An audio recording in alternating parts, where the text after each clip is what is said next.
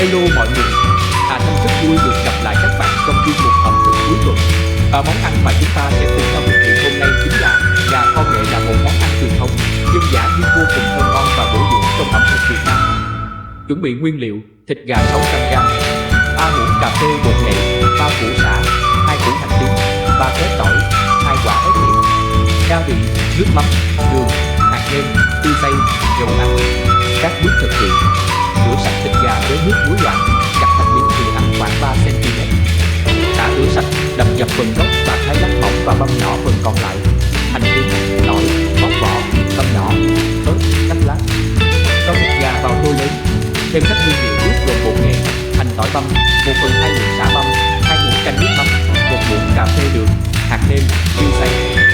Trộn đều và ướp khoảng 30 phút để thịt gà thấm gia vị.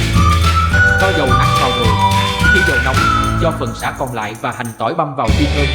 Cho thịt gà đã ướp vào rồi, đảo nhanh tay với lửa lớn khoảng 5 đến 7 phút cho đến khi thịt gà săn lại và chuyển màu vàng đẹp. Cho 1 muỗng canh nước mắm và nước lọc vào nồi, sao cho nước sắp sắp mặt thịt. Cho ớt hiểm vào, đậy nắp nồi và hạ lửa xuống mức nhỏ nhất. Kho gà trong khoảng 25 phút. Trong quá trình kho, thỉnh thoảng mở nắp, đảo nhẹ để gà chín đều và thấm gia vị. Khi nước sốt sạch lại, thịt gà mềm và màu sắc đậm đà là món ăn đã hoàn thành. Nếm lại gia vị lần cuối và tắt bếp. Trình bày và thưởng thức. Múc gà kho nghệ ra đĩa, rắc thêm một chút tiêu xay và trang trí bằng vài lát ớt hoặc hành lá thái nhỏ lên trên.